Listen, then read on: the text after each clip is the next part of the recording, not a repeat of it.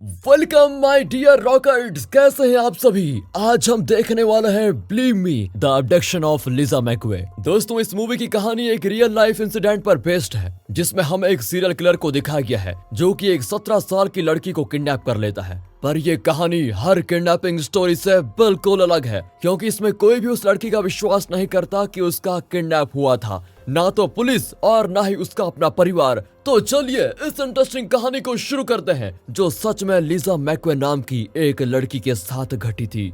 Movie की शुरुआत में हमें 1984 का फ्लोरिडा शहर दिखाया जाता है, जहां हम लिजा नाम की एक 17 साल की लड़की को देखते हैं, जो कि एक छोटे से कैफे में काम करती है। वो अपने काम में बहुत ही अच्छी थी और हर एक कस्टमर से काफी अच्छे से पेश आती थी, जिस कारण उसका बॉस भी उससे हमेशा खुश रहता था। अब काम खत्म करने के बाद रात को जब वो अपने घर की तरफ जा रही होती है, तो हम लिजा के चेहरे पर अजीब सी परेशानी देखते हैं, जैसे कि मानो वो घर नहीं जाना चाहती हो। अब ऐसा क्यों है यह तो हमें बाद में पता चलेगा, लेकिन इस दौरान लिजा देखती है एक कार उसका पीछा कर रही है, जिससे डरकर लिजा तेजी से साइकिल चलाना शुरू कर देती है और अपने घर पहुंचती है, जो कि असल में लिजा का घर नहीं होता, बल्कि वो अपनी नानी के घर रहती है, क्योंकि लिजा की माँ ने उसे 14 साल की उम्र में ही वहाँ भेज दिया था। लिजा को बताया गया था कि उसे वहाँ रहकर अपनी नानी का ख्याल रखना है, लेकिन वक्त के साथ चीजें बिगड़ने लगी। असल में नानी के घर में एक मॉरिस नाम का आदमी रहता था, जो कि लिजा की नानी का खर्चा उठाता है, और उसके बदले मॉरिस को लिजा के कमरे में एंट्री मिल जाती है, जो कि लिजा के साथ हर रोज गलत काम करता है। इस चीज से परेशान होकर लिजा ने नौकरी करना शुरू कर दिया, क्योंकि उसे लगा कि अगर वो अपनी नानी को पैसे कमा कर देगी तो उसके साथ मॉरिस वो सब कुछ नहीं करेगा। मगर अपनी सैलरी हर महीने देने के बावजूद भी लिजा के साथ वैसा ही व्यवहार होता था, जिस बारे में वो अपनी बहन से बताती है और कहती है, मुझे अब और यहाँ नहीं रहना। ये बात सुनकर लिजा की माँ फोन लेकर लिजा से कहती है कि देखो, तुम्हें अपनी नानी का वहीं रहकर ख्याल रखना होगा। यानी कि उन्हें सब कुछ पता था और उन्होंने लिजा को इसीलिए वहाँ भेजा था ताकि उसकी माँ को मॉरिस के रूप में फाइनेंशियल सिक्योरिटी मिल पाए। बेचारी लिजा को यहाँ से निकलने का कोई रास्ता ही नहीं मिल रहा था। वो अपनी जान लेने का फैसला भी कर लेती है, लेकिन ये कदम उठाने में वो हिम्मत नहीं कर पाती। हालांकि उसे नहीं पता था कि आने वाले दिनों में उसके साथ और भी ज्यादा बुरा होने वाला है। एक रात लिजा अपने काम को खत्म करके जब घर की तरफ जा रही होती है, तभी वहाँ पर फिर से वही कार उसका पीछा करती है। इस बार एक आदमी लिजा को किडनैप कर लेता है। वो सबसे पहले लिजा को अपनी कार के अंदर ले जाकर उसका हाथ बांधता है और उसकी आंखों पर पट्टी लगाता है। फिर वो लिजा के साथ गलत काम करता है और कहता है, अगर तुमने अपनी आंखों की पट्टी निकाली और मेरा चेहरा देख लिया तो मैं तुम्हें अभी तुरंत मार डालूंगा। ये सुनकर लिजा ऐसे करने की कोशिश नहीं करती और वो आदमी लिजा को लेकर अपने स्टूडियो अपार्टमेंट में आता है, जहां वो एक बार फिर से लिजा के साथ वही गलत काम करता है, जिसका लिजा बिल्कुल विरोध नहीं कर पाती, क्योंकि ये तो उसके साथ रोज होता था और अगर उसने यहाँ पर इसका विरोध किया तो उसकी जान जा सकती है। आगे लिजा को उस आदमी की बातों से ये समझ में आ जाता है कि वो एक साइको है जिसके पास गन भी है। साथ ही लिजा ये भी समझ जाती है कि ये आदमी लड़कियों से सख्त नफरत करता है, क्योंकि उसे उसकी बीवी और फिर उसके बाद उसकी गर्लफ्रेंड ने धोखा दिया था, और ये सारी बातें वही आदमी उसे बता देता है, क्योंकि लिजा उसकी हर बात मानने के साथ उसके साथ काफी अच्छे से पेश आ रही थी। लिजा को यह पता था कि उसे किसी भी कीमत पर जिंदा रहना है, इसलिए वो अब इस जगह की हर चीजों पर ध्यान देने लग जाती है।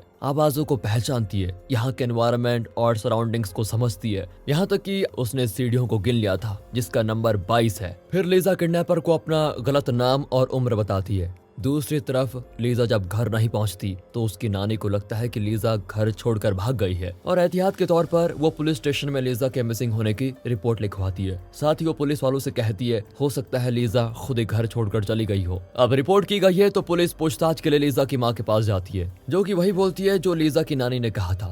लेकिन लिजा की बहन को लग रहा होता है कि जरूर लिजा किसी मुसीबत में है। साथ ही जहाँ लिजा काम करती थी उस जगह का ओनर पुलिस से कहता है, लिजा बहुत ही जिम्मेदार लड़की थी, वो इस तरह घर छोड़कर कभी नहीं जा सकती। इधर लिजा उस किडनैपर को किसी बच्चे की तरह ट्रीट करती है और उससे कहती है, मुझे छोड़ दो क्योंकि मेरे पिता बहुत ही बीमार हैं और मेरे सिवा उनका कोई नहीं है। किडनैपर लिजा की बातों में आने लग जाता है, लेकिन वो उसे इतनी आसानी से तो नहीं छोड़ने वाला था। हालांकि वो लिजा के हाथों को खोल देता है, लीजा को ये पता है कि किडनैपर के पास गन है, इसलिए वो जानती है कि अगर मैंने कोई भी होशियारी करने की कोशिश की तो यह आदमी मुझे मारने में बिल्कुल भी देर नहीं लगाएगा। फिर लीजा उससे बड़े ही प्यार से बातें करती है, उसके चेहरे को भी छूकर वो किडनैपर के बारे में जानने की पूरी कोशिश करती है। यहाँ फिर वो लीजा के साथ वही गलत काम करता है, जिसका ना तो लीजा विरोध करती है, बस चुपचाप सहन करती जाती है। मौका मिलने पर लीजा अपने हेयर पिन बेड के नीचे सबूत के तौर पर छोड़ देती है और बाथरूम जाने के बहाने वो वहाँ के शीशे पर अपने फिंगरप्रिंट्स छोड़ती है। साथ ही वहाँ लीजा को एक जूते का पेयर दिखता है, जिसके कलर और लोगों को वो याद कर लेती है। फिर जब लीजा को बाहर आने में देरी होती है तो किडनैपर अंदर चला जाता है और लीजा उसके साथ प्यार से पेश आती है। वो बिल्कुल भी पैनिक नहीं करती। अब जब किडनैपर थक कर सो रहा होता है तो लीजा हिम्मत करके फोन मिलाने की कोशिश करती है, क्योंकि उसे वहाँ पर फोन दिखा था, और इसी दौरान वो उस किडनैपर का चेहरा भी देखती है। मगर किडनैपर उसे फोन करते हुए पकड़ लेता है, जिस पर लीजा उसे रोते हुए माफी मांगती है और कहती है, मैं सिर्फ अपने पिता को कॉल कर रही थी ताकि मैं उन्हें बता सकूं कि मैं ठीक हूं। बाकी मुझे तुमसे प्यार हो गया है और मैं चाहती हूं कि तुम मुझे छोड़ दो ताकि मैं तुम्हारी गर्लफ्रेंड बनकर तुम्हारे साथ रह पाऊं, तुम्हें इतना प्यार दूं जो तुम्हें आज तक किसी ने नहीं दिया होगा।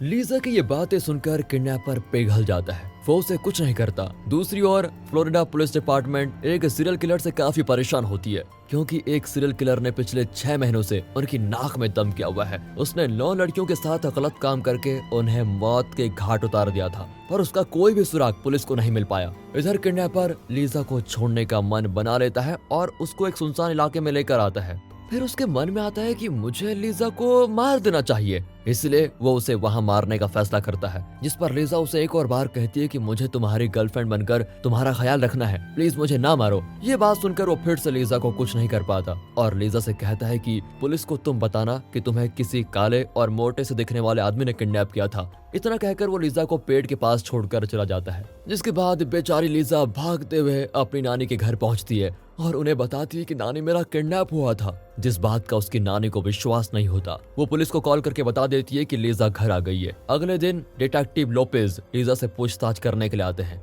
जिन्हें लीजा उस किडनैपर के बारे में हर एक डिटेल्स बताती है। साथ ही वो हर उस सबूत के बारे में बताती है जो उसने वहां छोड़े थे, जो सुनकर किसी को भी उसकी बात का विश्वास नहीं होता, क्योंकि लीजा की स्टोरी काफी ज्यादा परफेक्ट होने के साथ डिटेल्ड भी है। ऊपर से उसके साथ जबरदस्ती करने का कोई निशान भी नहीं है। इस पर लीजा कहती है कि अगर मैं ऐसा कुछ करती तो वो मुझे मार देता। सभी डिटेक्टिव्स को लगता है कि लीजा ऐसे टीवी शोज बहुत ज्यादा देखती थी, इसलिए उसकी कहानी इतनी परफेक्ट है। वो उसकी बातों को बिल्कुल भी सीरियसली नहीं लेती। इसी दौरान लीजा के केस के बारे में लैरी नाम के एक डिटेक्टिव को पता चलता है, जो कि उसी सीरियल किलर के केस पर काम कर रहा है जिसने 9 लड़कियों का खून किया। वो लीजा से पूछताछ करने आते हैं, उससे एक आखिरी बार सारी कहानी की डिटेल सुनता है। लीजा सब कुछ सच बताती है, जैसे कि उसकी गाड़ी काले रंग की थी जिसमें रेड कारपेट बिछी हुई थी, और जो किडनैपर था वो गोरा होने के साथ लेफ्ट हैंडेड था। यहाँ तक कि उसके घर में 22 सीढ़ियां हैं और वो एक स्टूडियो अपार्टमेंट में रहता है। अब लीजा की कहानी सुनकर लैरी को उस पर विश्वास हो जाता है, क्योंकि कोई भी इतनी बारीक डिटेल्स को इस तरह बनाकर नहीं बता सकता। फिर वो लीजा के कपड़ों को फॉरेंसिक जांच के लिए भेजते हैं,